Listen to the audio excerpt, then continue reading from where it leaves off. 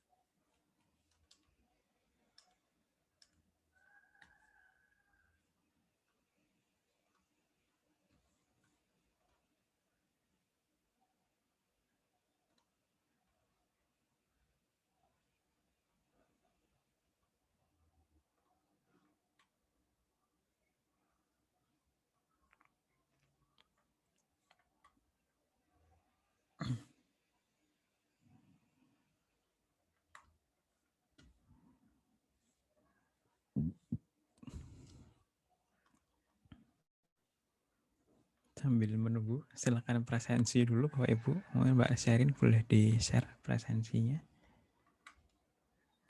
Linknya. Nah, ini saya juga harus presensi ternyata Bapak Ibu.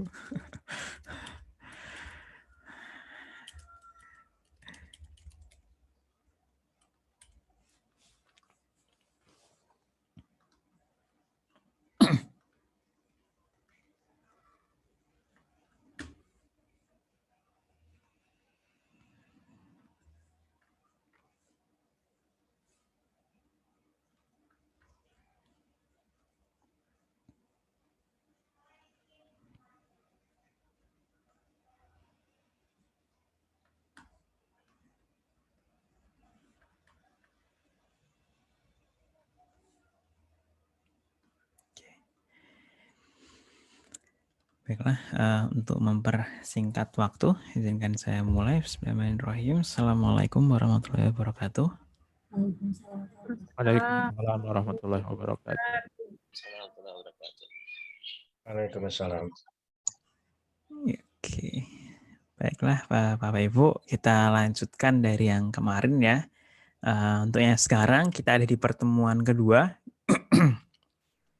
Kita akan bahas tentang teknologi dan aplikasi AI. Jadi nanti akan lebih pada dasarnya AI, sejarahnya, ada informasi biografisnya yang untuk informasi Bapak Ibu. Kemudian nanti ada pengaplikasian artificial intelligence AI sendiri. Nanti kita akan lebih dalami tentang agent. Ada yang namanya nanti agent, nanti kita pahami lebih lanjut.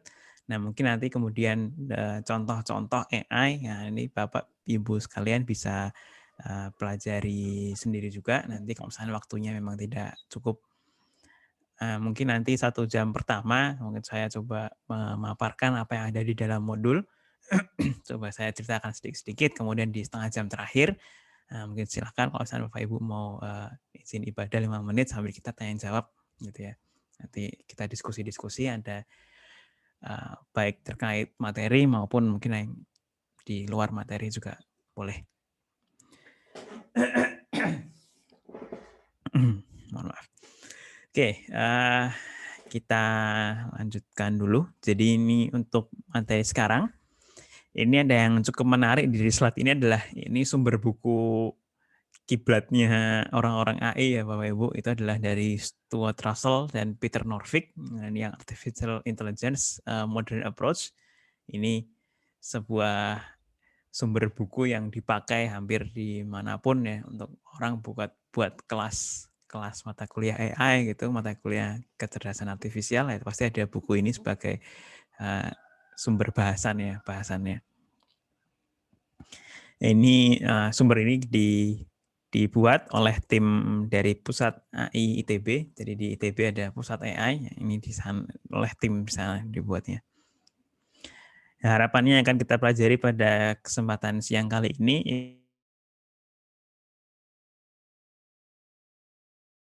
Intelligence.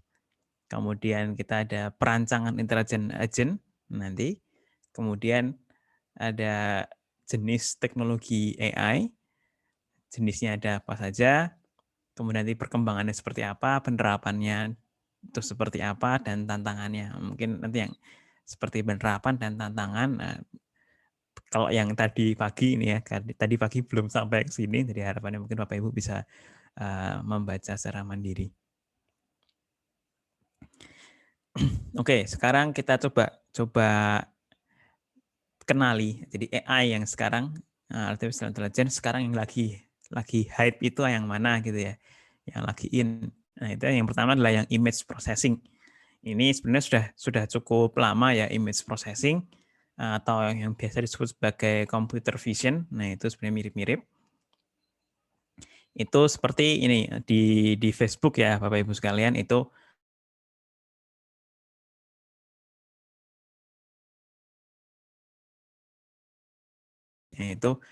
ketika kita upload foto gitu, kemudian si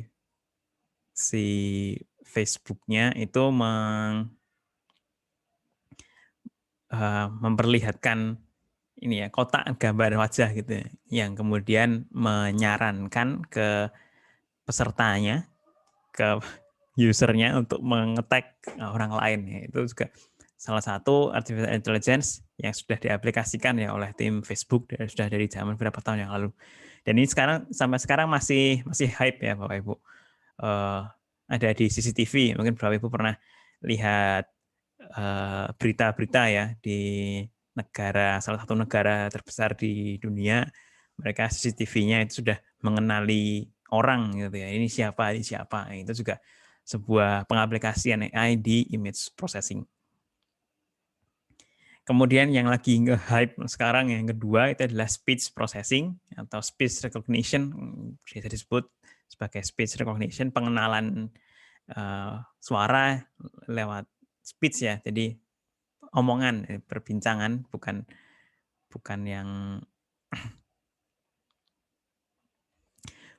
yang suara biasa gitu ya, perbincangan.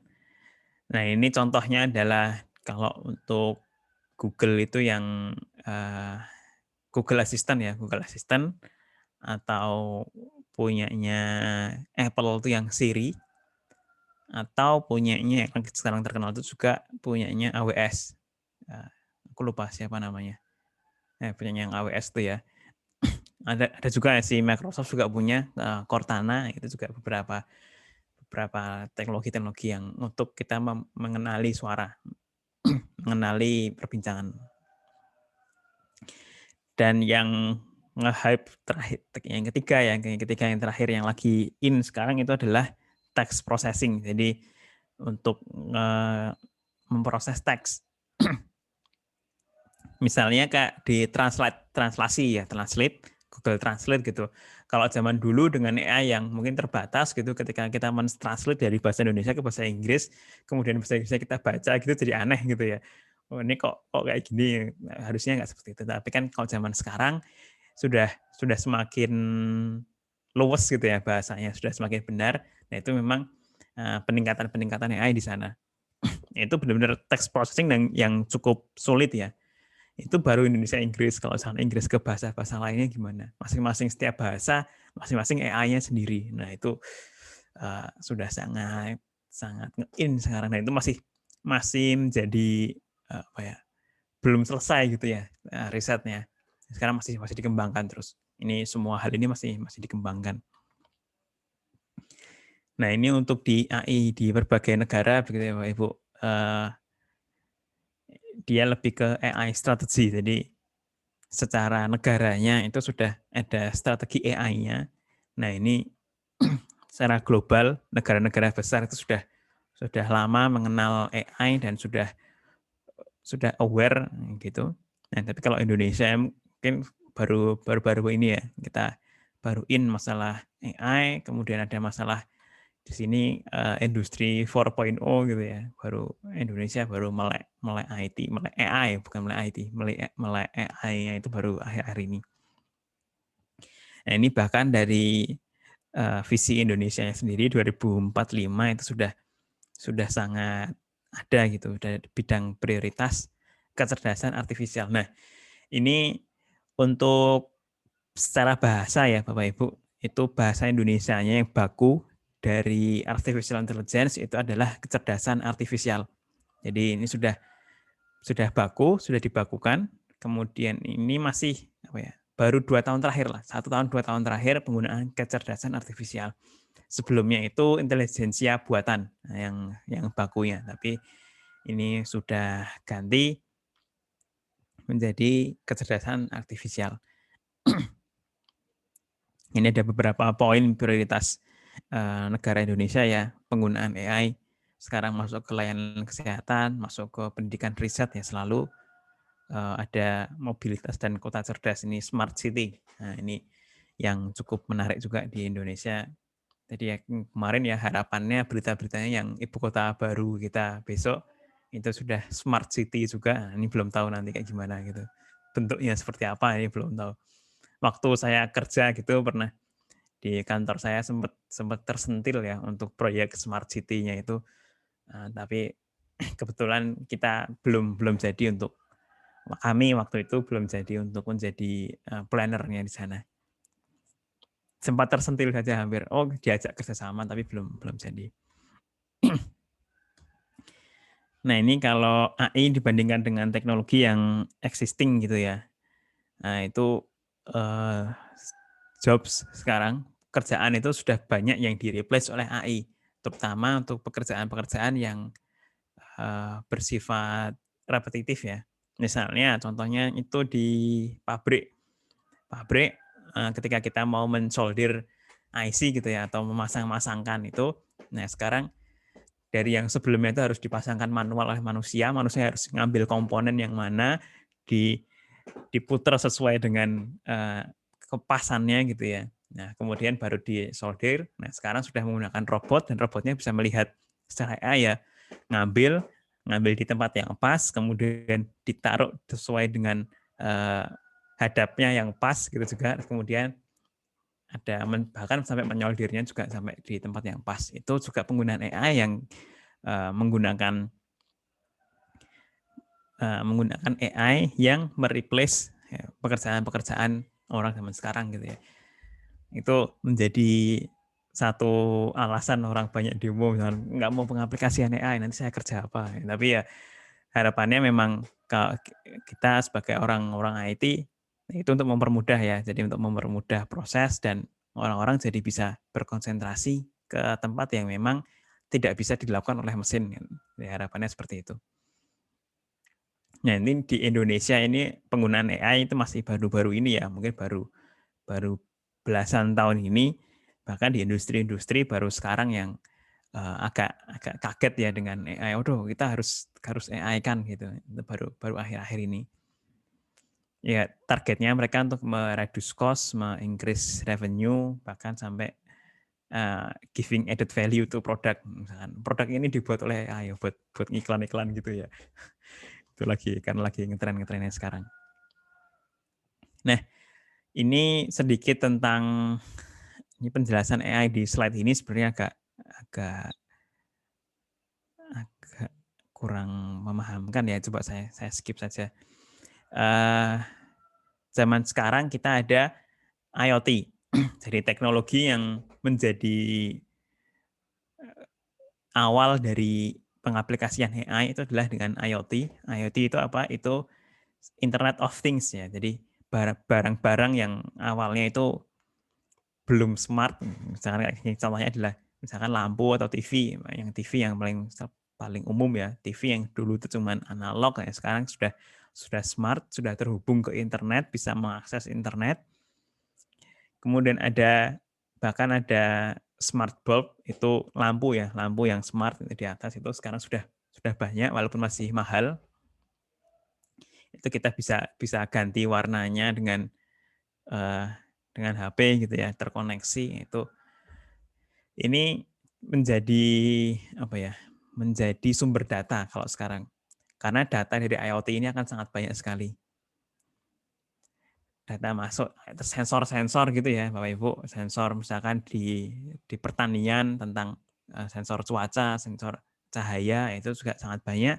Itu akan menghasilkan banyak data, di mana datanya itu kita kumpulkan kemudian kita AI-kan nanti. Nah, kira-kira seperti itu. Nah, Ini dengan perkembangan zaman juga, sekarang ada yang namanya cloud computing, Bapak Ibu. Di mana cloud computing itu kita seperti komputer biasa, hanya saja komputernya itu ada di server. Jadi ada di awan gitu ya, komputernya, prosesornya, kemudian memorinya, RAM-nya, hard disk-nya itu semuanya ada di awan. Nah, kita ngaksesnya, kita ngelihatnya dari awan itu lewat browser biasanya. Contohnya misalkan kita sekarang akses Google Doc atau Office 365, itu kan programnya kita nggak perlu install ya. Kita nggak perlu install, semuanya sudah ada di sana. Kemarin yang Google Colab juga itu sudah cloud computing, semuanya prosesnya di sana. Kita tinggal lemparkan input dari sini, kita lemparkan via internet, kemudian nanti hasil outputnya juga akan kita tangkap lewat internet ya, jadi lewat browser semuanya. Ini baru beberapa tahun ini gitu ya, karena sekarang internet di Indonesia juga semakin bagus, semakin cepat, semakin stabil. Kayak sekarang gitu ya, pakai Zoom kayak gini itu sudah relatifly lancar gitu. Kalau zaman saya kuliah S1 bahkan di tahun 2010 2011 gitu ya. Ada dosen ngajar pakai Skype tuh ya putus-putus. Itu juga kita masih pakai Skype waktu itu, mahasiswanya yang ada di kampus, dosen yang ngajar lagi di luar kota gitu, ngajar pakai Skype ya putus-putus, pada akhirnya mahasiswanya tidur semua. Itu dulu ya seperti itu juga. Karena sekarang sudah semakin cepat, semakin mudah gitu ya untuk akses internetnya. Nah, semakin cepatnya internet, maka data juga semakin banyak ya. Ini sejarahnya big data, kalau dari si penulisnya ini, dia di tahun 1900 itu data itu kebanyakan adalah statistik dan probabilitas. Ya, sampai sekarang sebenarnya masih ya. Tapi dulu berdata mereka mengakuinya seperti itu. Kemudian di konsep di 1980, konsep data warehouse itu sudah muncul. Nah, ini kalau tidak salah konsep data warehouse, konsep internet itu sebenarnya dulu dari tentara ya, dari defense, terutama yang di US.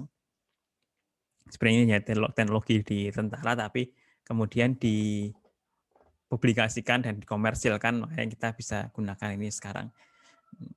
Sejarahnya dulu seperti itu. Kemudian ada konsep data mining.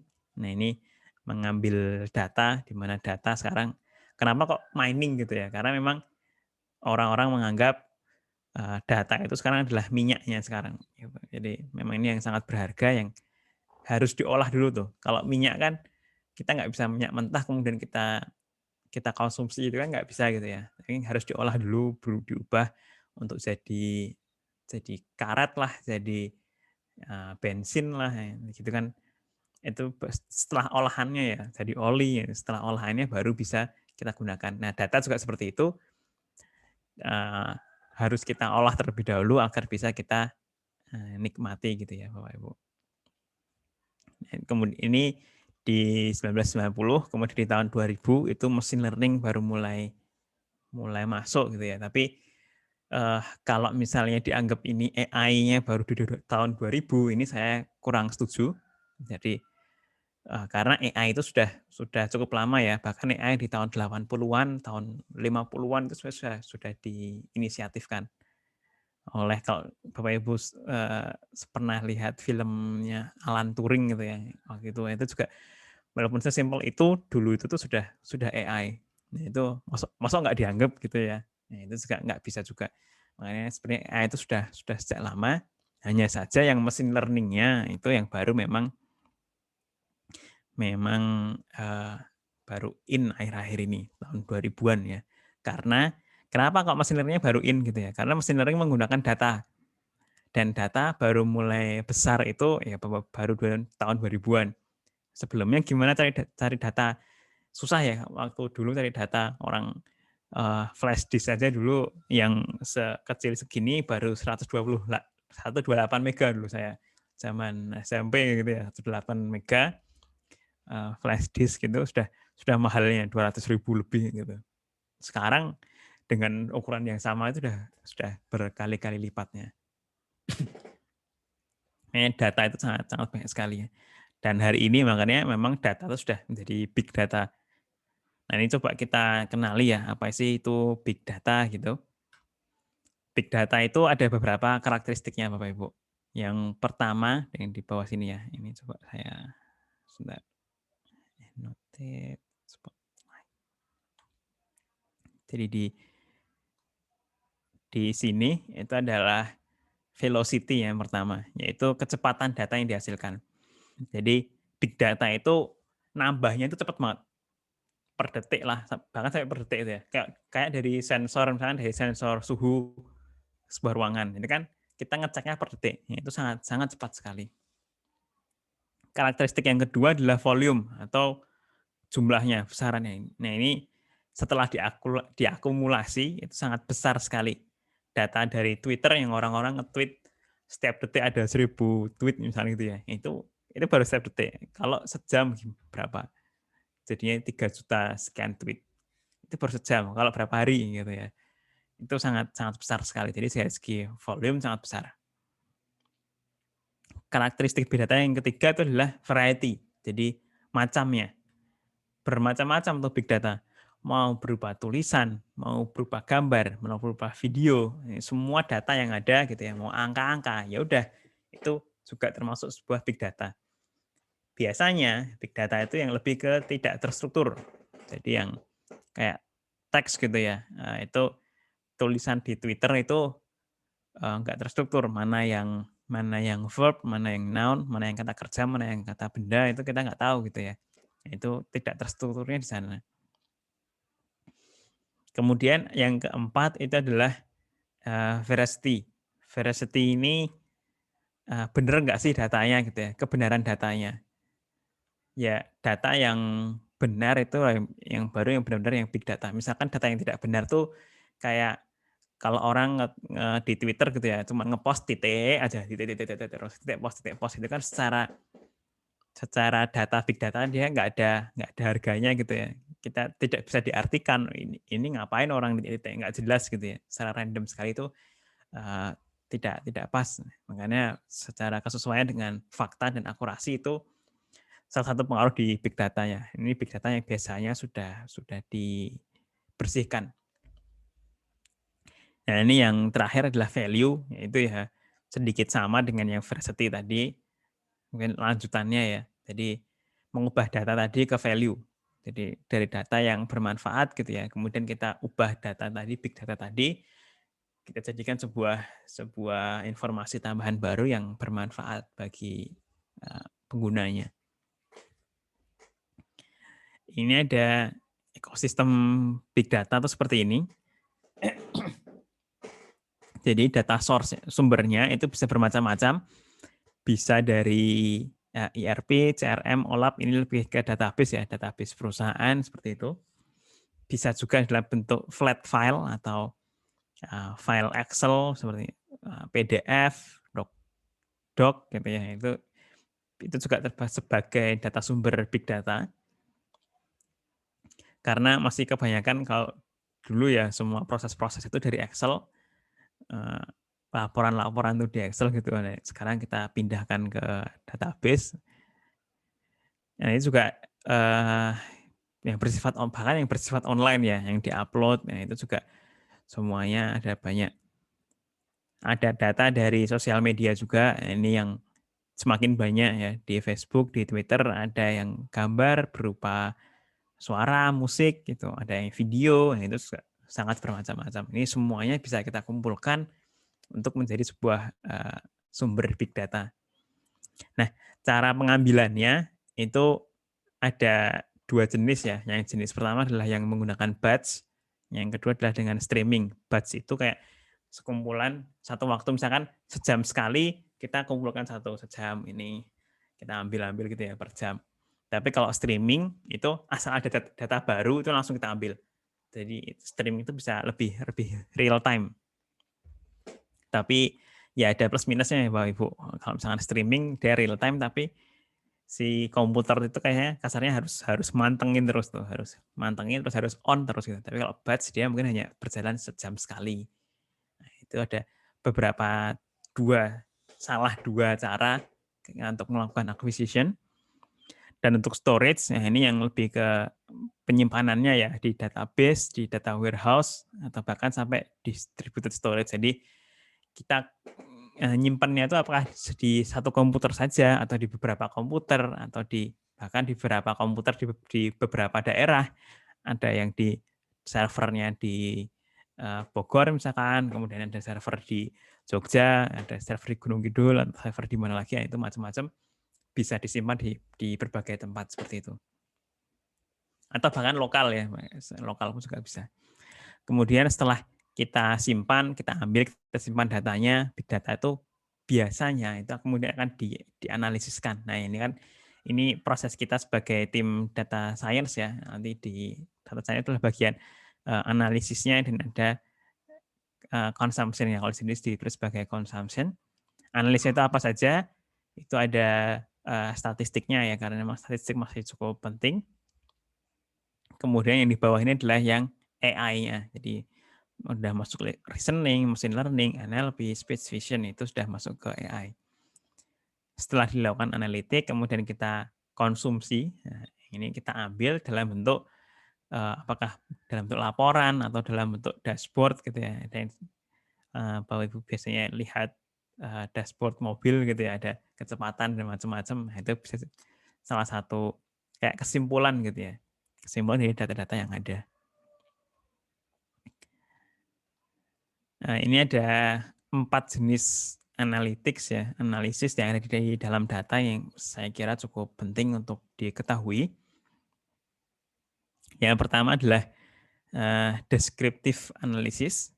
Jadi analisis yang deskriptif yang mendeskripsikan data yang dimiliki. Jadi misalnya kita punya data Twitter begitu ya. Nah, itu ada kita analisiskan deskriptifnya berupa misalkan di Twitter yang bahas tentang COVID itu ada berapa orang laki-laki, ada berapa orang perempuan. Nah, ini bisa kita deskripsikan. Yang menggunakan bahasa Indonesia berapa persen, yang menggunakan bahasa Inggris berapa persen, nah itu bisa kita definisikan juga.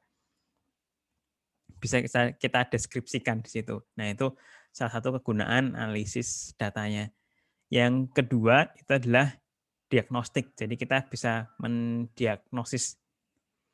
Misalnya dari data Twitter tadi, data Twitter menggunakan COVID ya, dengan topik COVID, kita bisa cari tahu nih, ada masalah apa tentang COVID sekarang. Misalnya.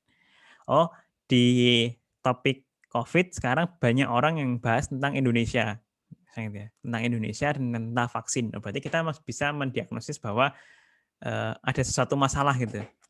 Oh, COVID kok dierat-eratkan dengan Indonesia. Ada apa? Ada apa sih COVID dengan Indonesia? Nah, itu bisa sebuah diagnosis dari data tadi ya.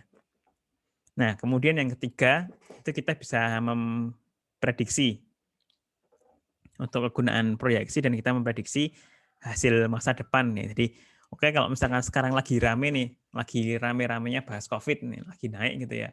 Nah, besok kira-kira bakalan lebih rame lagi nggak? Apakah hari ini atau bahkan kemarin sudah puncaknya, sekarang lagi turun, kan orang-orang sudah mulai jenuh dengan bahas COVID gitu ya. Nah, itu juga kita bisa prediksi di situ. Dan yang terakhir ini kita bisa preskriptif. Jadi ini kayak menyarankan ya Bapak Ibu. Jadi kita lihat datanya tadi, orang bahas COVID, ada pertanyaan, loh ini COVID dengan Indonesia ada apa ini? Nah, itu bisa jadi menjadi saran bagi beberapa orang gitu ya untuk take notice gitu, untuk melakukan sesuatu tentang hal itu. Misalnya Twitter lagi rame, Twitter dengan Indonesia. Kenapa sih? Oh, ternyata kita cari tahu lagi dengan datanya ada kenaikan. Oh, berarti bisa bagi negara lain gitu ya, bagi negara lain. Oh, ini hati-hati dengan kalau ada orang yang dari Indonesia, misalnya seperti itu. Itu bisa sampai dengan sejauh preskriptif ya, kita bisa menyarankan. Nah, ini definisi dari artificial intelligence ya, dari apa sih yang disebut sebagai AI, sebuah sistem apa yang disebut sebagai AI. Pertama adalah sebuah sistem yang bisa berpikir secara manusiawi. Nah, itu akan kita sebut sebagai AI. Thinking humanly, jadi kalau misalkan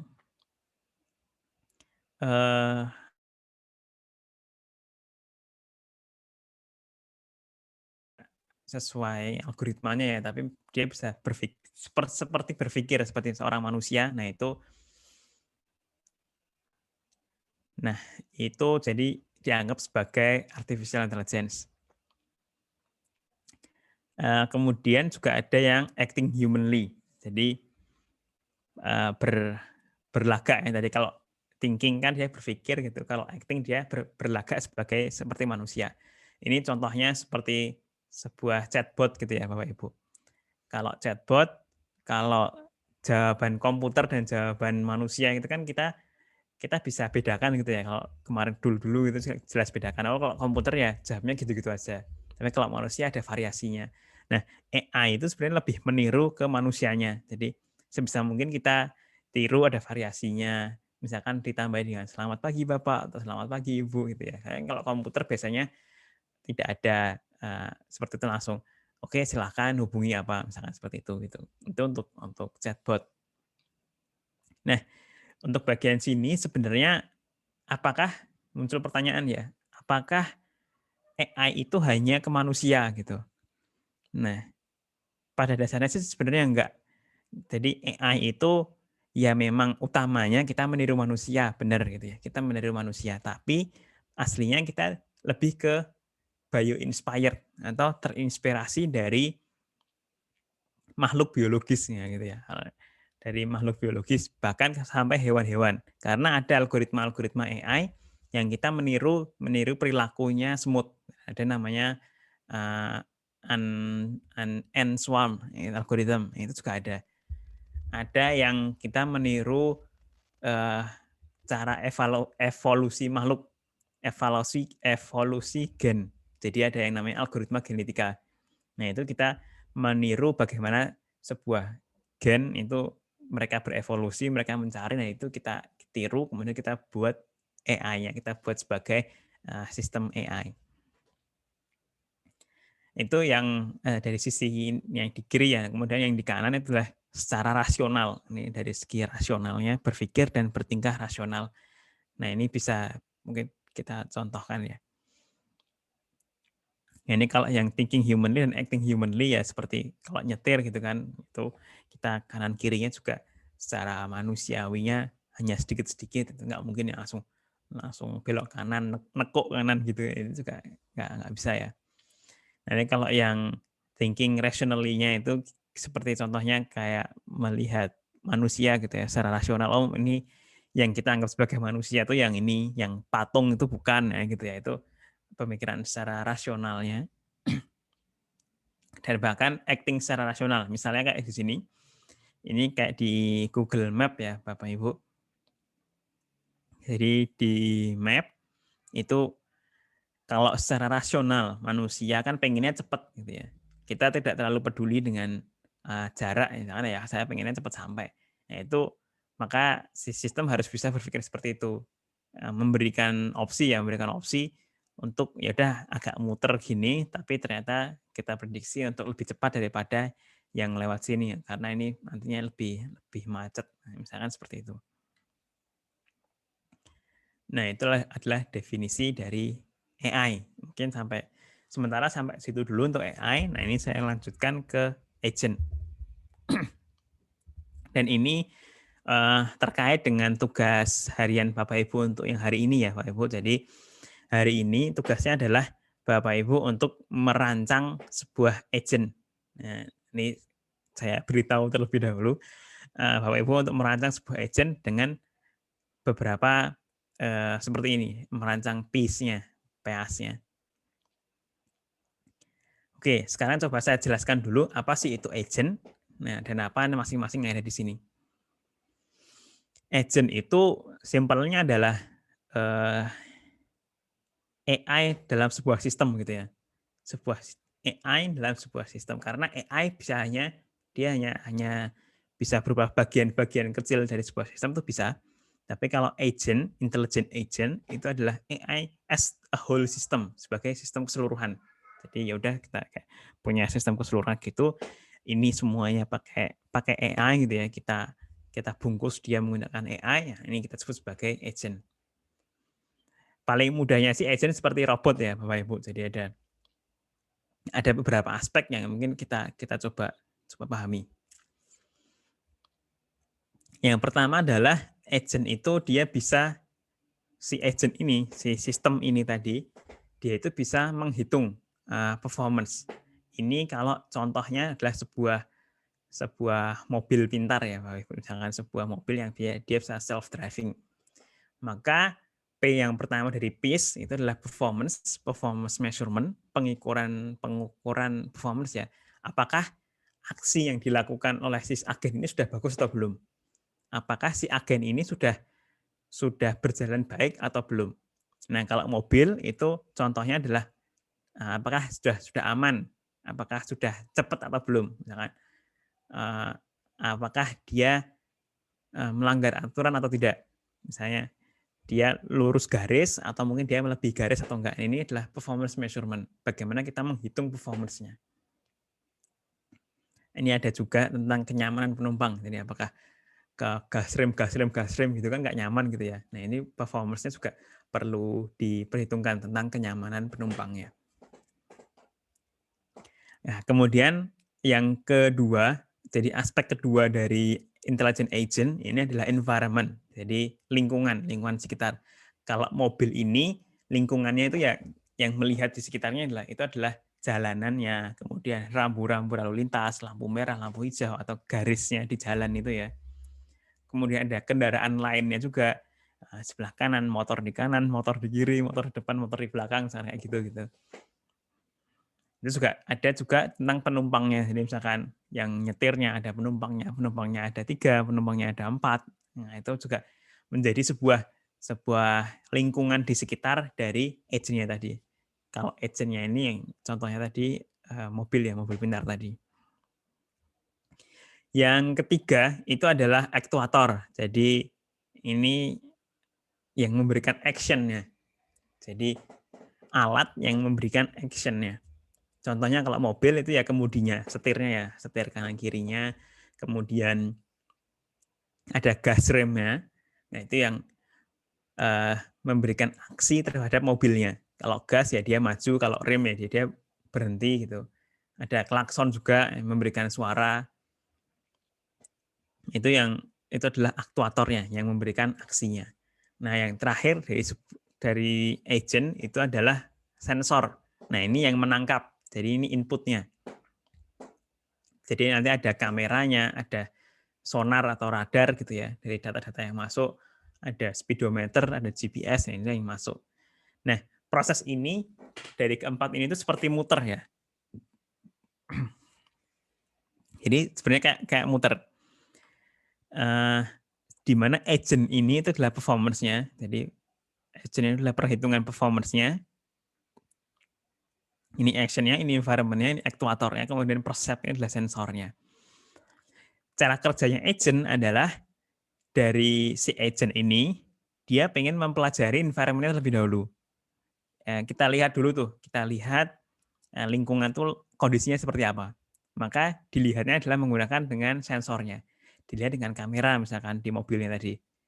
Dilihat dengan kamera, kemudian hasil input tadi itu dihitunglah oleh si agent. Dihitung oleh si agent, oh apakah aku harus maju, apakah aku harus mundur, apakah aku harus berhenti gitu ya. Si agent akan berpikir seperti itu, melakukan performance, apakah sudah aman atau masih ada problem. Kalau misalkan masih, oh ini kurang maju 10 meter, nah kemudian akan memberikan perintah kepada si aktuator si mesin untuk ngegas misalkan. Oke, silahkan ngegas jarak 10 meter gitu. Setelah dilakukan action, kemudian pastikan environment berubah. Yang semula kita ada di poin A, sekarang kita sudah ada di poin B. Di mana poin A dan poin B jaraknya 10 meter tadi. Nah, kemudian kita perlu cek lagi, oh kita udah sampai mana? Environment-nya seperti apa sekarang? Sudah ada perubahan gitu ya. Nah, kemudian dari environment itu kita cek lagi, kita lihat kameranya lagi. Kemudian, oh ini ternyata masih kurang 1 meter, kemudian dipikir lagi oleh si agent, maka langkah berikutnya apa, kemudian aksi berikutnya apa, dan ini terus-terusan. muter terus gitu. Nah, ini adalah prinsip kerja dari intelligent agent. Ini ada beberapa jenis environment, Bapak Ibu. Jadi kita penjelaskan lebih lanjut tentang environment-nya si agent tadi. Ada tipe environment yang dia fully observable, yang bisa diobserve keseluruhan gitu ya. Ada yang dia partial. Kalau contohnya tadi mobil tadi, itu dia partial. Gara-gara si sistem, si agent tadi hanya bisa melihat mungkin ya sekitaran dia, 10 meter sekitaran dia. Kalau di depan belok kanan itu ada apa, dia udah nggak tahu gitu ya. Makanya itu termasuk yang partial observable. Kalau yang fully observable misalkan di Google Maps tadi, hanya mengandaikan kita di Google Maps, kalau kita ada data GPS gitu ya, ya udah kita langsung tahu kan peta seluruh dunia sebumi itu kayak gimana, asal ada di GPS itu kita bisa fully observable. Atau mungkin yang nanti sih ada contohnya lagi nih. Mungkin setelah ini saya coba ceritakan. Kemudian ada yang deterministik. Nah, ini antara yang deterministik dan yang stokastik ya. Nah, ini lebih ke state-nya dari environment. Apakah dia hanya seperti itu saja atau dia bisa berubah-berubah. Nah, ini juga beberapa tipe yang memang environment-nya tergantung gitu ya. Ada yang kalau kita di jalan tadi itu yang lebih ke berubah-berubah. Dia completely determined by the current state of the action. Misalkan kita maju, ya udah itu berarti berubah toh environment-nya. Ini untuk yang episodik ini saya skip dulu. Mungkin Bapak Ibu bisa baca dan bisa pahami lebih dalam.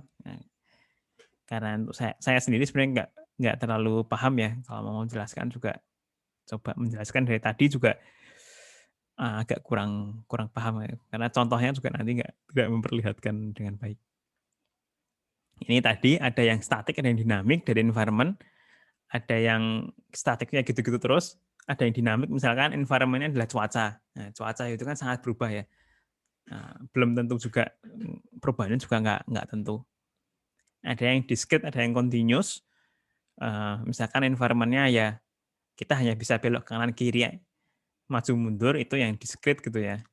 Tapi kalau continuous ya hanya geser dikit, kalau bisa continuous, geser dikit bisa, itu sudah masuk ke continuous.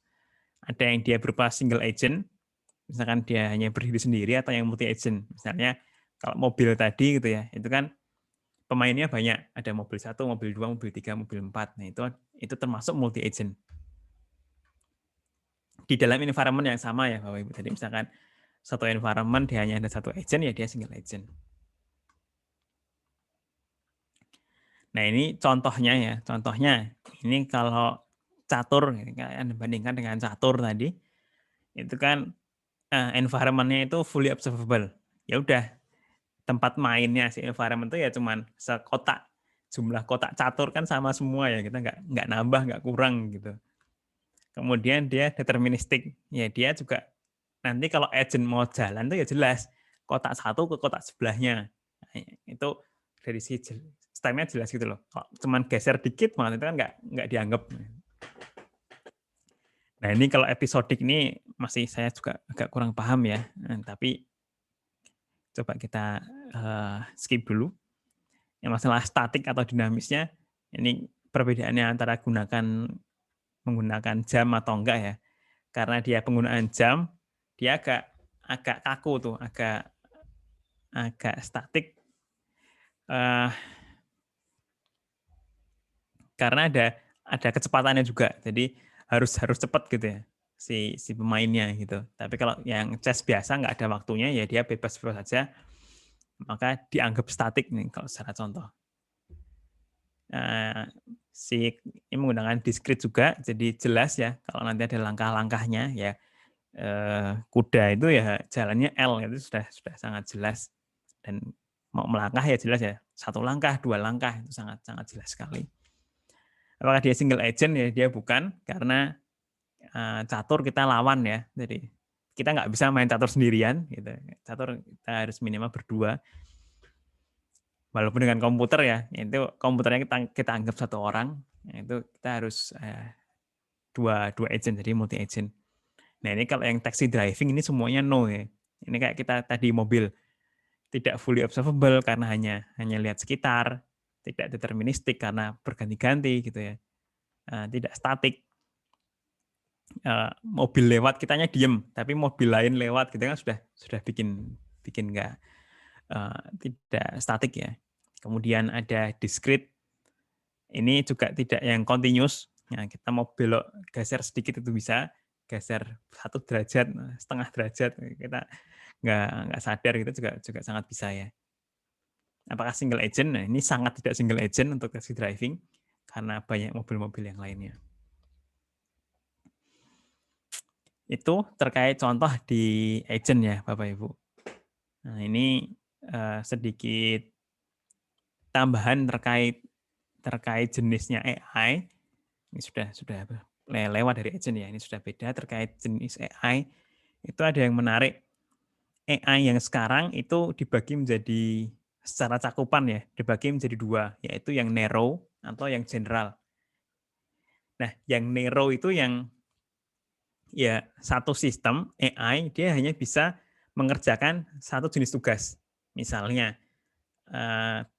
di smart car tadi ya, self driving car, ya dia hanya bisa untuk self driving dan dia jago di sana. Kita tanyakan misalkan kita tanyakan, oh ini obat yang pas untuk penyakit ini apa ya? Dia nggak tahu gitu ya.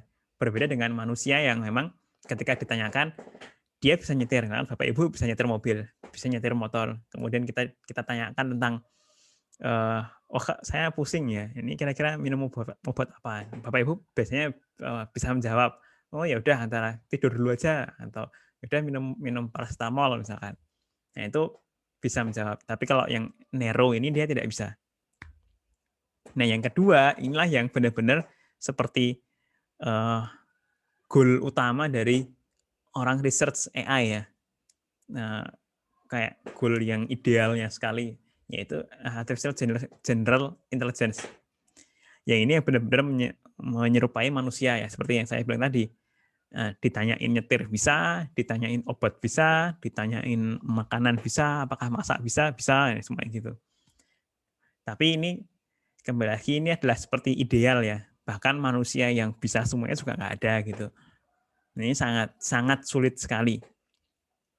Waktu saya S2 ada seorang profesor yang memang dia sedang meneliti ini gitu ya. Bahkan beliau meneliti 20 tahun sampai sekarang masih belum benar-benar ketemu AI yang general itu yang caranya seperti apa. Sejauh ini beliau hanya dapat satu rumus gitu ya, rumus matematika yaitu yang mencerminkan general AI. Yang saya coba baca tuh nggak paham-paham karena rumusnya banyak sekali dan itu memang bahkan sampai sekarang itu masih di riset oleh beliau. Itu AI dari jenis scope-nya, ini dari segi domain persoalan, ini seperti yang tadi di awal ya, ada yang speech processing dengan suara, ada yang dari image, ada yang bahasa, nah, itu dari segi domain persoalannya, bisa dari segi kesehatan, bisa dari segi pendidikan, itu juga bermacam-macamnya di sana. Ini prinsip kerjanya AI, ada yang berupa problem solving, ada yang berupa knowledge base. Jadi ada 2 itu ya Bapak Ibu. Untuk yang problem solving itu ini benar-benar seperti agent yang saya ceritakan tadi. Jadi dia ada problem apa, di environment ada seperti apa, dia punya goal, dia punya target gitu ya. Untuk mencapai target, maka harus ada apa? Jadi ada dia initial state ya, ada posisinya dia di mana, kemudian ada fungsi untuk bergerak, misalkan maju kah, mau gas, rem tadi, kemudian ada goal test, apakah sudah mencapai targetnya tadi, dan yang terakhir ini adalah path cost, jadi ada biayanya. Biaya dari segi waktu, dari segi programnya gitu ya, dari segi komputernya, komputasinya itu juga termasuk. Ini yang problem solving agent. Nah, contohnya seperti ini. Ini yang kita nyari rute ya, rute dari poin A ke poin B. Ini apakah mau lewat mana? Nah, ini proses mencarinya itu adalah proses mencarinya agent. Ini pakai algoritmanya searching planning ya, Bapak Ibu. Kita bisa di AI itu ada searching, itu juga termasuk AI. Kita mencari mana jalan yang paling rendah gitu ya, yang paling cepat atau yang cost-nya paling sedikit. Nah, itu adalah menggunakan AI. Ini algoritmanya banyak ya, Pak. Ada uninformed blind search, ini cukup tahu aja bahwa algoritma ini ada. Jadi mungkin nanti kalau misalnya mau memahami silakan dipelajari sendiri. Nah, ini salah satu algoritma yang digunakan untuk searching tadi. Nah, yang kedua, tadi kan yang problem solving, yang sekarang adalah knowledge based agent. Nah, ini kalau di ilmu komputer UGM, ini biasa kita sebut sebagai expert system atau sistem pakar. Jadi sebuah sistem yang kita mempelajari kepakarannya, kasarnya otaknya manusia ya, otaknya manusia, kita pelajari, kita ambil, kita masukkan ke dalam sebuah sistem. Kemudian nanti sistem ini bisa belajar dari kepakarannya, dari knowledge-nya si expert tadi, untuk melakukan layaknya seorang expert tadi. Jadi kalau misalnya kita mengambil expertnya seorang dokter ya, misalkan dokter paru-paru gitu, untuk si sistem ini untuk ngecek apakah dia COVID atau enggak misalnya. Nah, nanti si sistem tinggal kita memberikan pertanyaan untuk sistemnya ke penggunanya. Sama seperti seorang dokter memberikan pertanyaan ke pasiennya. Gitu. Jadi apakah batuk pilek gitu ya? Oh batuk enggak batuk. Apakah pilek? Apakah flu gitu? Oh enggak. Apakah pusing? Atau apakah demam? Itu kayak seperti itu. Ada rules, ada aturan-aturannya, ada rules-nya. Nah, ini adalah yang knowledge base-nya. Nah, ini masih belum. Nah, kalau di knowledge base itu alur prosesnya itu seperti ini, Bapak Ibu. Jadi kita ada problem solving method, itu adalah ya ada tadi ya, problem solving method ada goal-nya dan ada initial state-nya. Ada ketambahan knowledge dan ketambahan data menghasilkan seperti ini. Ini adalah expert system-nya. Ini dari knowledge base dimasukkan sebagai dasarnya sebuah inference engine, itu kayak sistemnya, aplikasinya gitu ya, yang menanyakan problemnya ke orang dan akan memberikan solusi ke orang. Nah, tapi kalau sekarang kita punya data dan ini kita lakukan learning untuk sebagai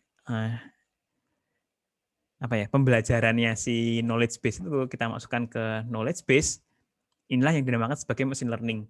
Jadi si mesin ini akan membuat knowledge base berdasarkan data, ada proses learning-nya. Ini yang nanti kita gunakan mesin learning-nya.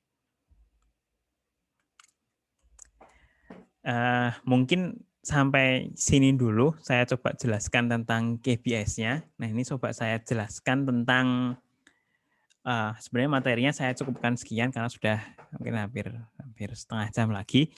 Saya jelaskan terkait tugasnya ya Bapak Ibu. Jadi untuk tugas harian pada hari ini itu adalah untuk Bapak Ibu membuat seperti ini, membuat agent dengan contohnya yang Bapak Ibu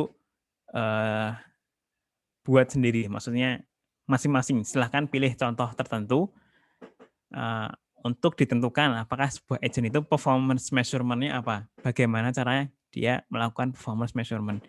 Kemudian environment-nya dia apa, apakah itu jalan kayak gini ya, misalkan saya ingin membuat intelligent agent tentang mobil self-driving car gitu, maka performance-nya seperti ini, maka environment-nya seperti ini, kemudian aktuatornya adalah kemudi gas rem klakson gitu, dan sensornya adalah kamera, sonar, speedometer, dan GPS. Nah, ini untuk tugas hari ini, Bapak Ibu saya diminta untuk membuat seperti agent dengan deskripsi seperti ini. Belum perlu sampai ke algoritma, paling tidak hanya deskripsinya seperti ini. Mungkin sekian pemaparan dari saya. Silahkan kalau ada yang mau ditanyakan atau didiskusikan Bapak Ibu. Monggo. Saya Pak, Ya, monggo Ibu. ya, ini terkait dengan intelligent agent ini, saya bandingkan antara gambar dengan tulisannya ya Pak ya. Di situ Iya, merancang piece itu diawali dengan performance. Kalau kita sambungkan dengan gambarnya itu sama dengan agent ya Pak. iya benar. Ya. Sini ya. Kemudian setelah agent ada action, tapi di sebelahnya itu environment dulu. Nah ini mana yang dipakai? Yang gambarnya atau yang tulisannya? Lebih enak gambarnya sih Bu. Iya, Jadi seperti itu yang gambarnya lebih ya. enak gambarnya dan itu dimulai dari environment-nya terlebih dahulu. Jadi Eh, kita startnya dari environment seperti apa, kemudian baru naik ke sini. Gitu. Kalau saya Jadi, pribadi sih seperti itu.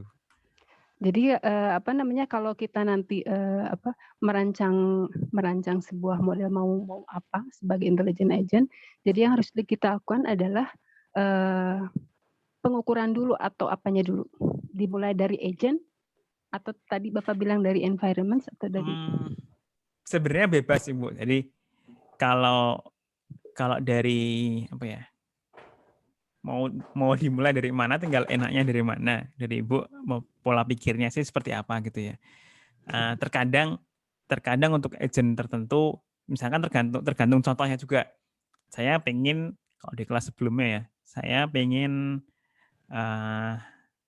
membuat agent tentang AC gitu. Jadi AC itu bahkan sebuah agent gitu ya, air conditioning. Itu saya buat dulu performance-nya, Pak. Kalau waktu saya tadi ya, saya buat performance-nya. Oh, ini tujuannya adalah untuk ruangannya sejuk gitu ya. Misalkan performance-nya adalah ngecek dengan ruangannya sejuk.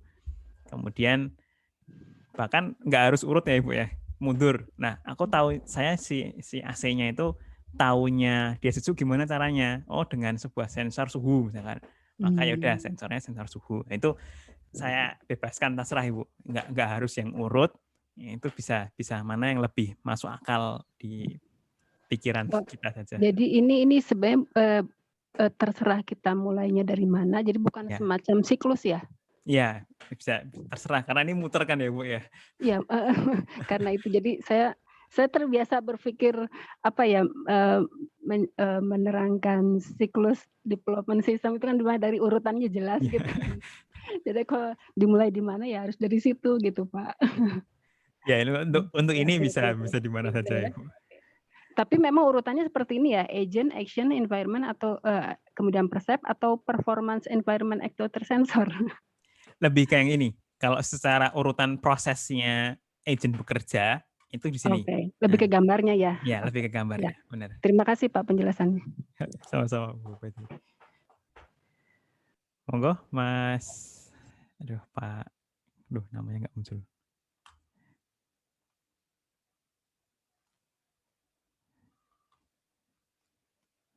Tadi Pak yang Pak Satria. Monggo Pak Satria.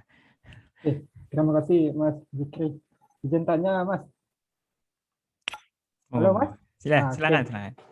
Jadi masih di slide yang ini Mas, saya mau bertanya kaitannya juga dengan tugas yang kita buatkan nanti itu Mas ya.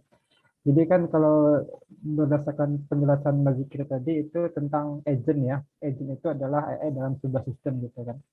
Nah, yang dijelaskan ini adalah kaitannya apabila AI-nya itu kita tanamkan ke dalam sebuah hardware gitu Mas ya. Ya, benar. Nah, jadi nanti kami membuatkan tugas itu apakah seperti ini gitu Mas? Mesti ditanamkan AI itu ke dalam sebuah hardware gitu Mas. Contoh yang kedua Mas tadi tentang AC tadi gitu kan. Itu kan melibatkan hardware lagi gitu kan. Atau intelligent agent itu hanya idealnya untuk hardware saja, sedangkan untuk software tidak bisa. Mungkin begitu Mas. Terima kasih banyak Mas. Terima kasih Pak Satria ya. Apakah sekarang pertanyaannya, apakah selalu hardware atau software itu bisa apa enggak? Jawabannya adalah paling mudah dibaca memang menggunakan hardware, tapi software itu bisa. Contohnya di mana? Contohnya seperti kita main catur, tapi main caturnya hanya di komputer. Itu kan berarti nggak ada full software ya, Pak Satria ya. Itu juga sebuah agent. di mana environment-nya ya dia dari musuhnya, dia field musuhnya. Itu masih agak software dan masih agak hardware sebenarnya, karena kita bayanginnya catur tuh ya yang physically yang catur, tapi kan secara software itu bisa. Ada contoh lain, sebuah agent misalkan dia apa ya, karena kalau dianggap full software juga sepertinya enggak sih Pak Satria ya, Mas Satria. Karena misalnya kita yang mostly software, kamera misalkan HP dengan kamera, environment-nya sendiri kan si kamera juga harus melihat dunia nyatanya. Pada akhirnya tetap ada hardware-nya sih. Apa ya? Contoh yang benar-benar software. Planning, misalnya planning. Ketika kita mau tadi di Google Maps tadi ya, Mas Satria ya, di Google Maps itu kita pakai data online saja, data yang ada di sana, data jarak gitu ya. Itu kita bisa si agent itu bisa bergerak di sana.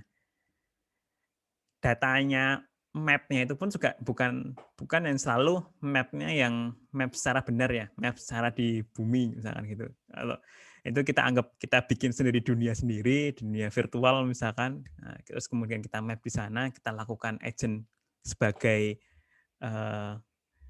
agent di sana, itu juga bisa. Nah, kalau misalkan Pak Satria bisa menemukan contoh agent di software lain, ya itu juga mungkin bisa dikerjakan sebagai tugasnya. Besok kita sharekan di grup. Itu juga bisa. Tapi memang paling mudahnya dan hampir keseluruhan agent itulah yang memang terembed ke sebuah sistem ya Pak Satria ya. Memang langsung ke hardware-nya itu yang jauh lebih mudah kita pikirkan untuk di segi agent. Tapi saya tidak menutup kemungkinan kalau software itu mungkin. Ya, mungkin gitu Pak Satria. Oke Mas, terima kasih banyak Mas. Sama-sama Pak Satria. Monggo Pak Sadar. Ini Pak, saya tertarik bedanya antara single agent sama multi agent itu kok maksudnya multi agent itu jika di lingkungannya itu ada sesuatu yang bisa berpikir Pak ya. Jadi ya. Oh itu bukan gitu. Iya, itu yang termasuk. Jadi gini. Misalnya di catur tadi ya, Pak. Catur itu multi agent gara-gara ada dua orang yang berpikir, dan si satu orang ini langkah berikutnya apa, dia kan bergantung dengan agent yang satunya. Jadi musuhnya jalan A, oh berarti aku harus menyesuaikan dengan itu. Makanya itu disebut sebagai multi agent. Kalau yang single agent, misalnya kayak apa ya, permainan yang single agent. Misalnya kita main ular tangga. Misalnya saja ya, main ular tangga. Itu kan kita sendirian. Mau ada musuhnya 10, ya sebenarnya nggak terlalu berpengaruh banyak gitu ya. Karena jalan sendiri-sendiri gitu. Nah, itu bisa dianggap sebagai single agent. Yang di dalam satu environment hanya dia sendiri, dan dia tidak dipengaruhi oleh agent-agent lainnya, nggak ada yang berpikir lainnya. Jadi sebenarnya pola pikirnya Pak Sadar itu sudah bagus ya, sudah benar gitu. Gitu Pak Sadar. Sama-sama. Silakan Bapak Ibu yang lainnya, mungkin ada yang mau ditanyakan, didiskusikan. Kita masih ada sekitar 20 menitan, monggo. Saya tanya Pak Zikri. Ya, monggo Pak Subur. Ini tugasnya nanti bentuknya apa? Paper makalah apa seperti apa? Dari software atau dari laporan saja Pak Subur. Jadi seperti laporan saja, deskripsi ya. Bapak Ibu mencari contoh agent seperti apa, agent apa gitu, kemudian dituliskan ini environment-nya apa, kemudian aktuatornya apa, sensornya apa, performance measurement-nya apa, itu sebenarnya sudah cukup. Kayak satu slide gini, seperti contoh gini sudah cukup Bapak Ibu. Oke, terima kasih. Ya, sama-sama Pak Subur. Saya Pak, mungkin Pak bertanya. Oh Pak juga silakan. Itu saya cek juga di tugasnya ada disuruh bikin lagi yang poin ketiga itu, tapi satu tulisannya. Itu disuruh bikin juga Pak, yang ide teknologi AI yang bermanfaat di masa pandemi itu. Sementara enggak dulu ya Pak. Jadi untuk di kelas kita ini hanya untuk yang agent ini saja. Oh, jadi yang fokus di poin 2 aja nggih? Yang Iya. intelligent agent ya. Oke, baik. Iya. Terima kasih, Pak. Sama-sama, Pak. Nah, ini nanti mungkin kalau masih ada waktu ya, nanti ada beberapa contoh yang di belakang mungkin juga bisa saya ceritakan di sini. Silakan Bapak Ibu kalau misalnya masih ada yang mau ditanyakan. Saya Pak Zikri. Monggo Pak.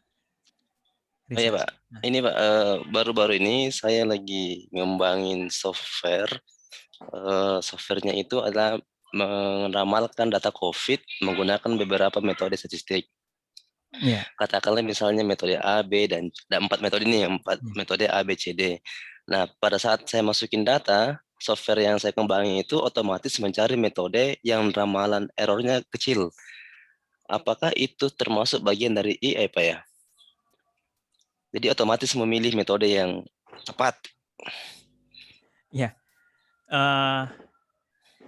kalau itu dianggap AI, itu bisa dianggap AI Pak Rizal. Jadi bahkan dari segi meramalkannya saja ya tadi, bagi step metode-metode, setiap metode itu bisa dianggap sebagai AI dengan metode statistik, bukan dengan metode machine learning gitu ya. Itu sudah termasuk AI. Karena ada prediksinya, ada probabilitasnya. Oh, ini probabilitasnya untuk dia naik atau turun itu sekian persen ya. Itu sudah termasuk AI. Nah, ditambahkan dengan memilih mana yang paling bagus, itu sebenarnya ada sedikit AI ya. Jadi memang AI kan karena terlalu ada luas sekali gitu, itu sudah termasuk AI. Itu sih Pak. Itu bagian dari ini Pak ya, computational intelligence Pak ya. Iya, itu sudah termasuk ke sana. Walaupun mungkin sekilas kayak wah, padahal kok simple banget gitu ya. Sebenarnya simple sekali gitu. Iya benar Pak. Sudah termasuk gitu. Karena AI nggak semulu-mulu yang harus selalu yang susah gitu ya. Iya Pak. Gitu sih Pak. Oke, makasih banyak Pak Zikri. Sama-sama Pak Rizal. Silakan Bapak Ibu, mungkin kalau ada yang mau ditanyakan, didiskusikan mungkin terkait tentang konsep dasar AI-nya, ada yang masih bingung mungkin. Nah, kita coba elaborasikan bersama ya Bapak Ibu.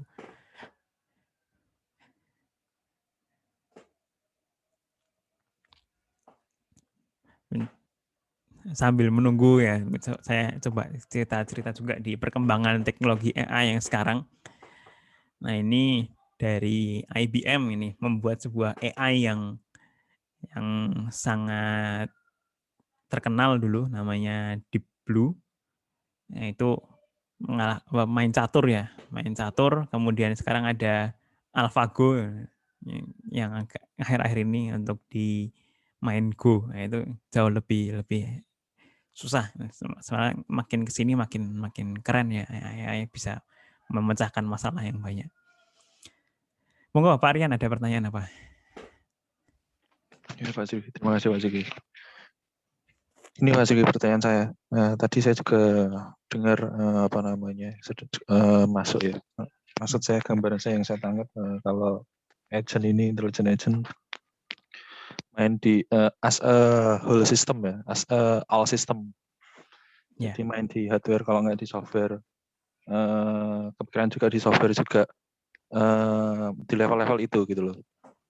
Maksud saya bisa nggak ya, misalkan kalau intelligent agent ini mainnya sampai di level algoritma. Misalkan mungkin untuk tuning algoritmanya atau improving algoritma gitu loh, maksudnya gitu. Optimasi. Ini oke. Ini pertanyaan yang sangat menarik sekali ya Pak Aryan ya. Apakah si intelligent agent itu bisa melakukan optimasi untuk membangun algoritma? Secara konsep teori itu mungkin Pak Aryan. Jadi itu masih sangat mungkin bahwa kalau dibayangkan aja ya Pak Ibu, robot membuat robot bisa nggak? Kalau diprogram bisa, ya pasti bisa gitu ya. Ada beberapa, kalau tidak salah, saya pernah baca beberapa penelitian gitu untuk kita membuat algoritma untuk membangun algoritma lainnya gitu ya. Itu bisa dan itu mungkin. Jadi misalnya dengan contohnya Pak Rizal tadi, dari beberapa metode, si agent tadi disuruh memilih metode mana yang paling bagus. Nah, itu kan sudah salah satu optimasi ya. Optimasi ini tinggal pilih mana yang bagus. Itu juga masih mungkin sih Pak Rian ya untuk ke sana. Tapi secara teknisnya bagaimana ini cukup menantang sepertinya untuk membuat sebuah algoritma mana yang bagus dengan sebuah agent. Karena bahkan sekarang ya ada AI itu yang sudah bisa mengenerate. Jadi kalau di NLP, sedikit cerita ya, di NLP itu sudah ada AI yang dia bisa membuat cerita hanya dari judul gitu ya. Jadi kita inputkan judul apa gitu, nanti si AI akan membuat cerita. Dia semacam manusia kayak ya membual gitu ya. Oh, nanti dari sini si A kemudian lapar sampai cerita. Hanya membaca dari judulnya saja. Itu sudah, bahkan sekarang sudah ada. Itu juga sudah banyak AI yang bisa mengenerate sesuatu dengan inputan yang sangat kecil. Jadi masih sangat mungkin gitu Pak Rian.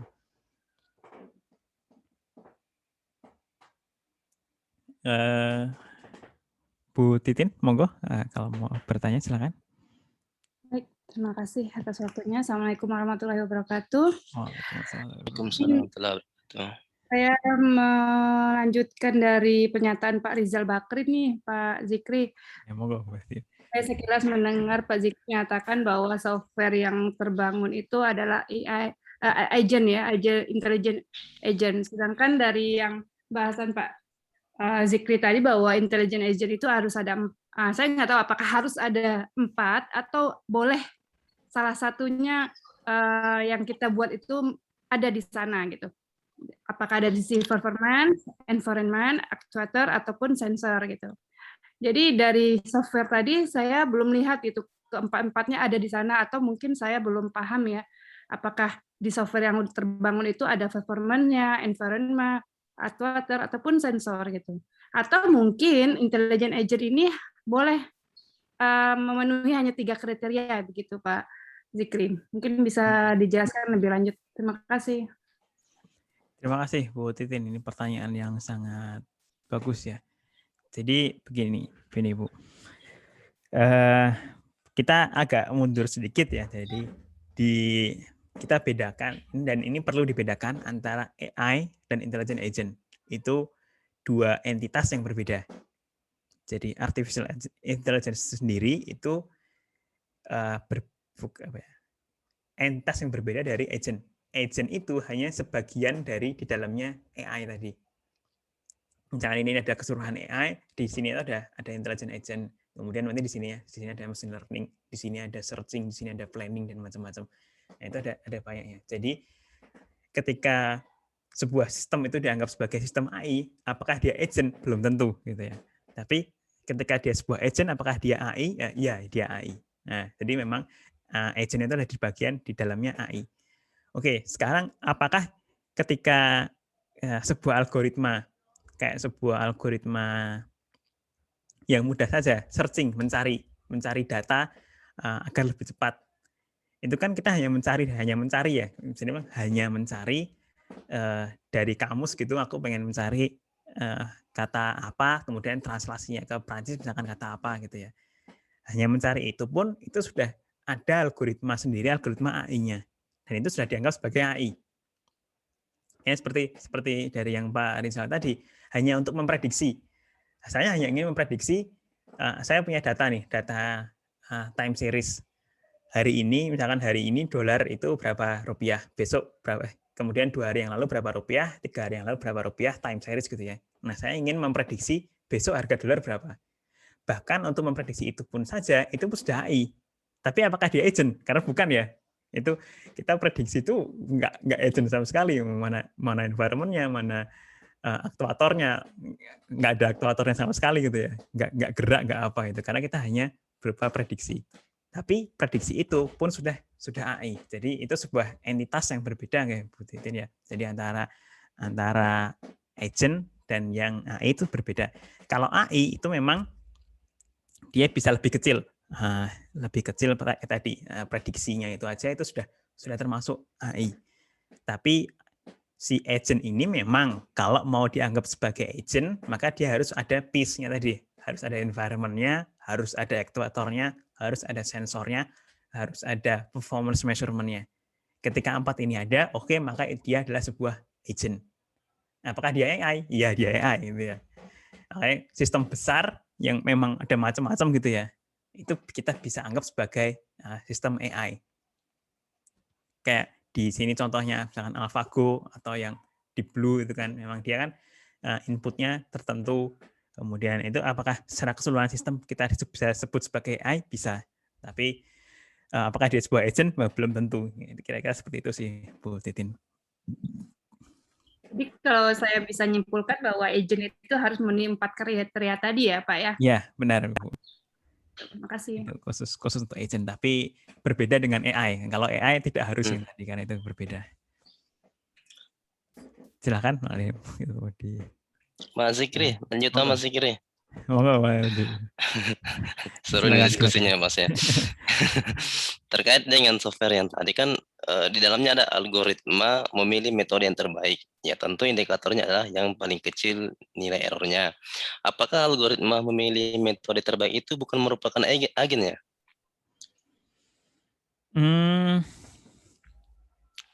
Apakah ada piece-nya Pak Rizal? Coba tadi untuk kita coba untuk menjawab itu ya, kita coba untuk performance measurement-nya itu ada tadi ya, karena yang paling kecil maka dia yang paling bagus. Kemudian aktuatornya ya tinggal dipilih gitu ya, kita tinggal memilih. Milihnya itu otomatis dari softwarenya itu, nggak manual nggak? Iya. Berarti kan ada aksi memilihnya kan Pak Irsal? Ada aksi memilihnya itu sudah termasuk sebagai aktuatornya. Ya. Kemudian untuk sensornya adalah inputan errornya tadi. Ya. Oke, berarti ini sudah ada 3. Nah, sekarang environment-nya. Ada nggak environment-nya? Apa yang bisa dianggap sebagai environment dari sistem itu? Environment-nya. Ada nggak ya? Seperti apa tadi contohnya Pak ya, environment itu? Kalau tadi mobil itu misalkan di jalanannya, jadi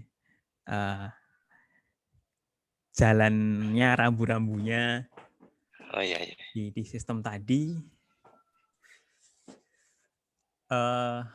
algoritmanya. Ekosistemnya adalah sebenarnya bisa juga algoritmanya keempat metode yang Pak Rizal yang bikin tadi. Itu sebagai ekosistemnya. Itu bisa. Oke, berarti udah 4 tadi ya. 4-nya semua ada, itu bisa dianggap sebagai agent. Berarti sistem tadi itu seperti sebuah agent yang memilih itu tadi. Iya. Itu bisa. Berarti tugas saya selesai Pak ya. Bisa ditulis. Tinggal didokumenkan Pak Rizal. Iya, benar Pak. Tinggal didokumenkan, tinggal disubmit, silakan. Iya.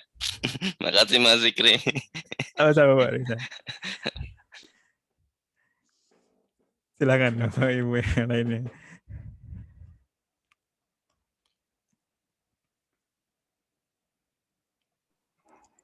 Pak Zikri, mau tanya. Monggo Pak Astia.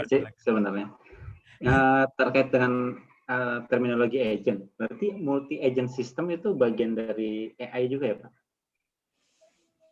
Ya, kalau secara teori benar itu bagian dari AI Pak Astia. Oke, itu aja sih Pak. Terima kasih Pak. Oke, sama-sama.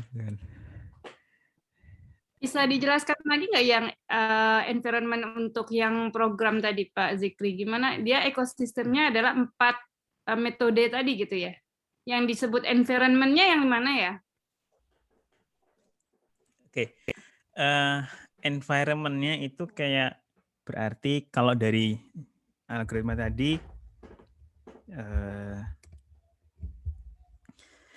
kayak membahasakannya. Jadi kan kalau environment si agentnya tadi kan untuk memilih algoritma yang mana. Berarti memilih algoritma yang mana, memilih metode yang mana. sama seperti sebuah mobil mau memilih jalan kemana, mau belok kanan, mau belok kiri, mau beloknya yang mau memilihnya yang ke arah sana, ke maju, ke depan, yang ke belakang. Dan ada beberapa aspek yang bisa ditangkap melalui sensornya tadi. Nah, si algoritma tadi, keempat metode dari Pak Rizal tadi dianggap environment gara-gara mereka adalah salah satu tujuan dipilihnya satu. Yang kedua adalah mereka bisa memberikan output. Jadi mereka bisa memberikan tadi ya output error dari yang Pak Rizal ada errornya itu bisa memberikan output dan itu yang outputnya kita tangkap melalui sensor. Sensornya sementara sensornya hanya inputan tadi ya, hanya angka yang dimasukkan. Nah, si environment tadi, algoritma tadi, metode tadi itu kan juga dia berubah-berubah, hasilnya bisa berubah. Kemudian kalau datanya ganti ya, data inputannya ganti, itu juga bisa errornya bisa geser-geser gitu. Mungkin kadang di metode 1 errornya lebih bagus daripada error metode 2. Dengan data yang lain ada metode yang ketiga yang lebih bagus. Nah, itu bisa dianggap sebagai environment gara-gara proses itunya tadi, Bu Titin. Gimana? Lebih jelas nggak? Sama dengan aktuator ya, acting ya. Kan dalam hal pemilihan. Oke lah, anggap environment tadi metode yang akan digunakan gitu kan. Dan aksinya adalah ya tadi ya pemilihan metode ya dari A-nya itu ya. Iya. Gitu ya, bisa dibilang begitu. Iya, kira-kira seperti itu, Bu Titin. Makasih. Ya, sama-sama Ibu.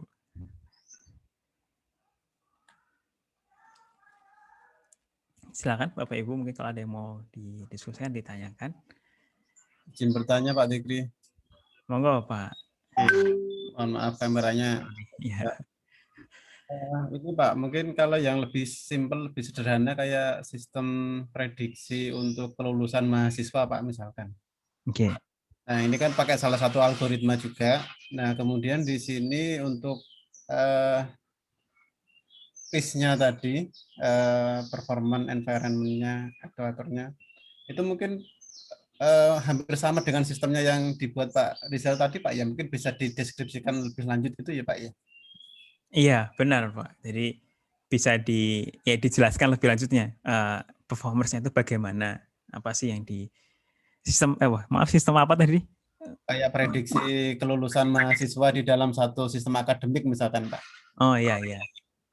Itu kan environment-nya mungkin yang sistem informasi akademiknya yang secara global. Kemudian kayak aktuatornya nanti ada peringatan mahasiswa misalkan semester 5 kalau semester 1, 2, 3-nya tidak memenuhi rule-nya dia ngarah ke yang tidak lulus tepat waktu misalkan.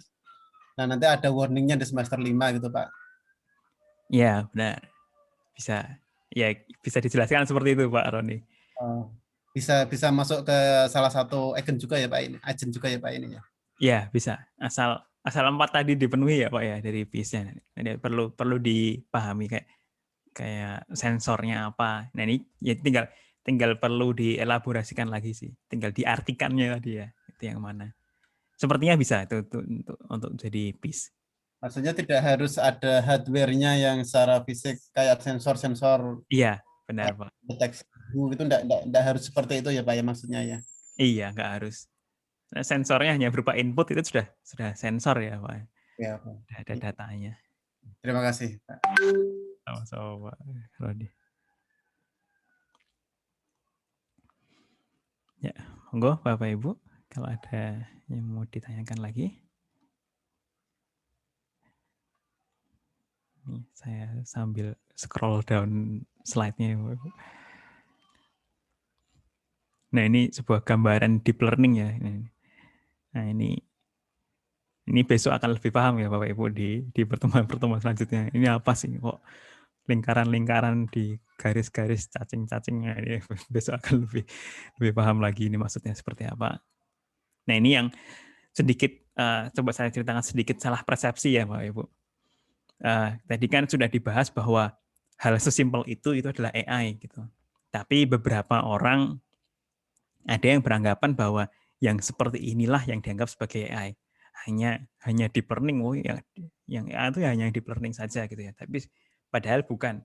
Jadi artificial intelligence kalau di sini sudah dituliskan ya. Deep learning itu ya hanya sebagian kecil dari artificial intelligence. deep learning, di dalamnya machine learning, machine learning di dalamnya artificial intelligence. Ini posisinya itu kira-kira seperti itu. Jadi jangan sampai salah persepsi.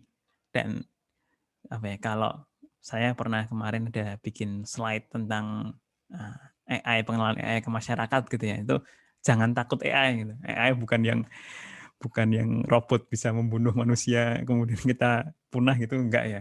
Ini AI hanya sebuah tools yang bahkan sangat simple, sangat kecil sekali, itu sudah dianggap sebagai AI.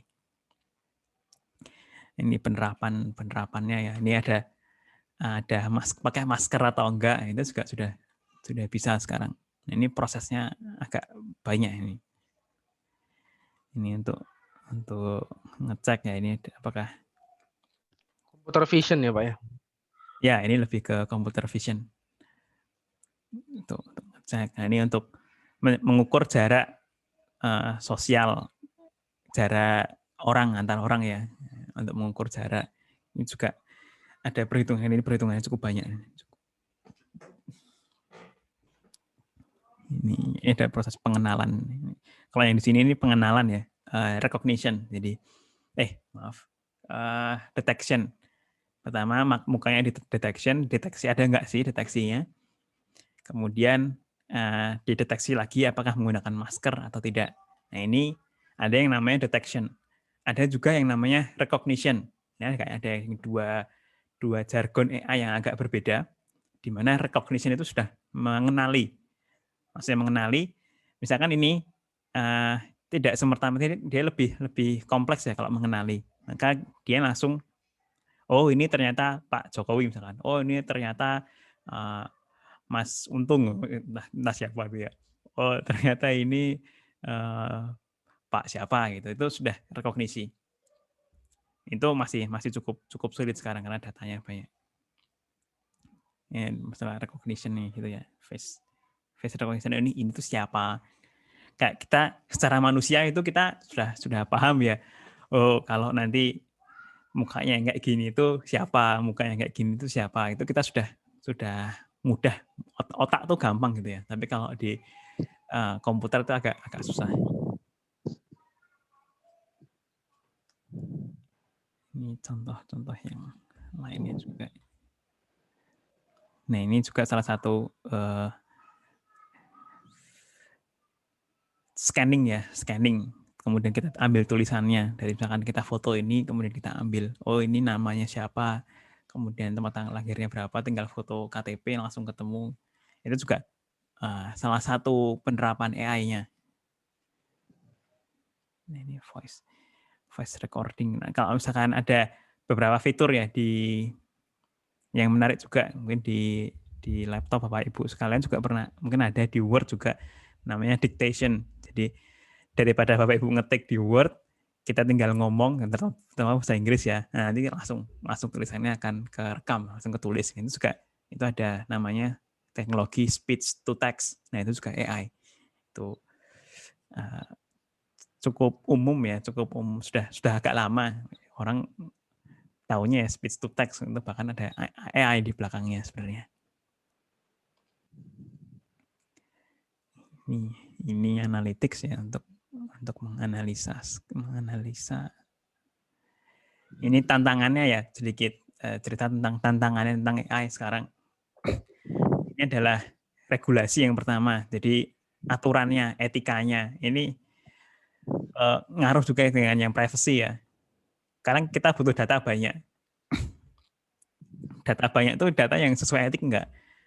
Apa kita pakai data rekam medis ya gitu ya. Data rekam medis siapa langsung kita pakai, apakah seperti itu bisa kita gunakan? Nah, itu ada tantangan tersendiri di sana.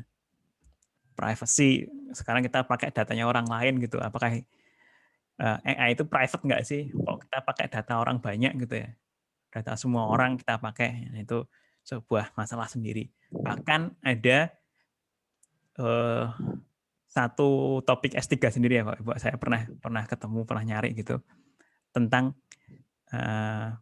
privacy di AI. Itu ada satu riset S3 sendiri.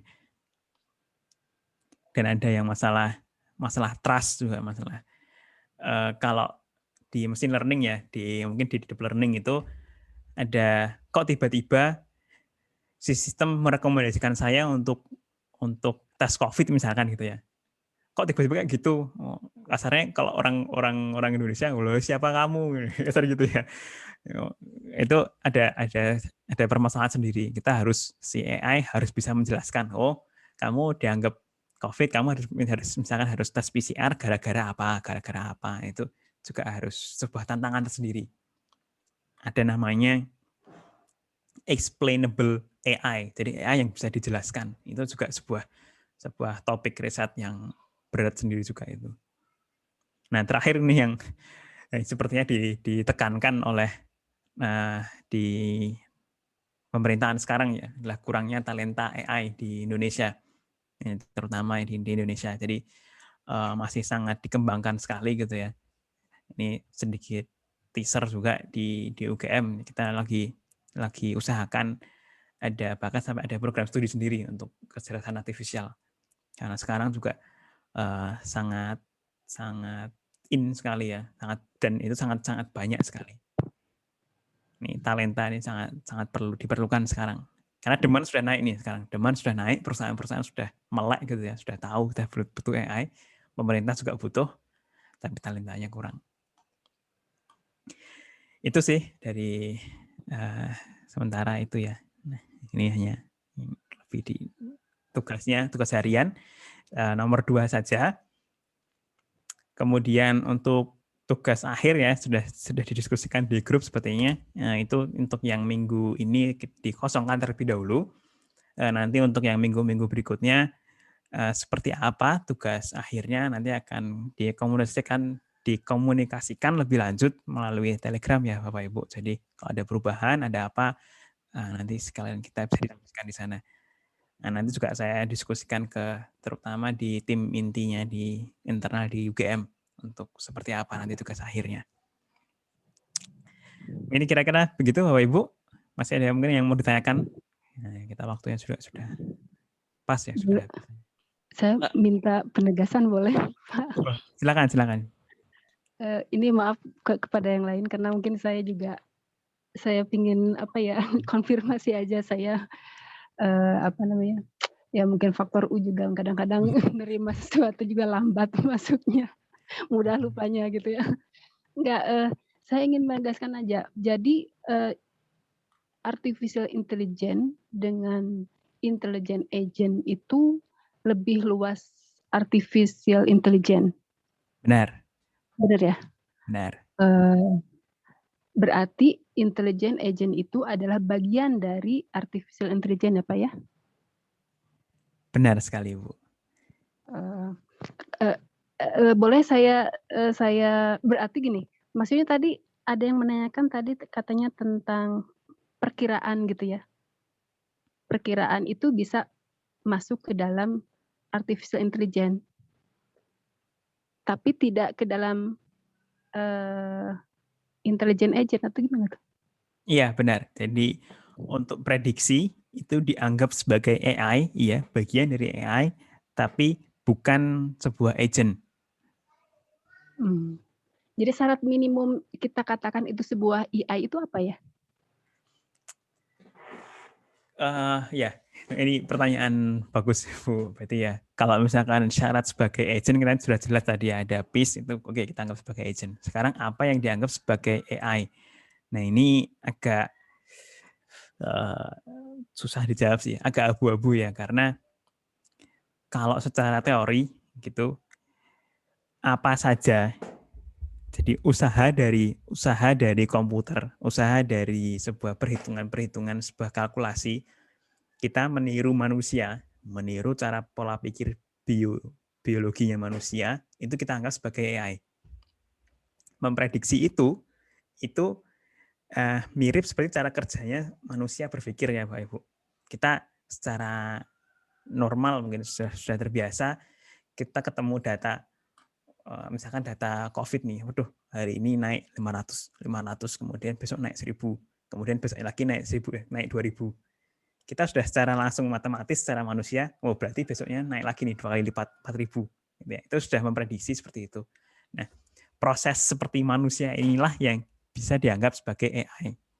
Itu paling dasarnya kalau kita itu menganggap seperti AI itu ya kita meniru manusia, ya udah itu semuanya AI. Tapi sebenarnya ada beberapa peneliti, mungkin juga saya yang masih agak miss ya Bu Betty ya, itu mendefinisikan AI itu apa, mungkin sebenarnya ada gitu, tapi kalau saya pribadi, asalkan kalau dari saya ya, ini masih sangat subjektif, mohon maaf, itu asalkan sebuah sistem itu meniru manusia dalam segala halnya, cara pola pikirnya, meniru biologi, nah itu kita anggap sebagai AI, gitu sih Bu Betty. Ya, sementara saya saya terima dulu. Terima kasih Pak. Oke, terima kasih Bu Betty, pertanyaannya ini cukup baik sekali ya. Nah, ini mungkin Bapak Ibu bisa mengeksplor lebih dalam lagi ya terkait AI-nya. Mungkin sekian dulu ya Bapak Ibu. Kalau misalkan nanti ada pertanyaan, silahkan ditanyakan di Telegram. Dan jangan lupa presensi, jangan lupa tugas harian untuk dikumpulkan. Nah, tugas hariannya tadi tidak harus sesuai yang di slide ya. Jadi yang tidak harus yang robot membersih. Nah, saya bebaskan saja. Contoh lain saja ya Bapak Ibu. Contoh lain Bapak Ibu sendiri agar lebih eksploratif ya. Gitu ya. Tidak terpaku pada satu contoh saja. Mungkin itu saja. Mohon maaf kalau saya ada salah-salah. Mungkin penjelasan saya agak kurang memahami, agak terlalu cepat, atau mungkin koneksi saya itu terputus-putus. Saya mohon maaf. Sampai jumpa besok Sabtu ya Bapak Ibu. Selamat siang. Assalamualaikum warahmatullahi wabarakatuh. Waalaikumsalam warahmatullahi wabarakatuh. Terima kasih Pak Zikri. Terima kasih Pak Zikri. Terima kasih Bapak Ibu. Terima kasih.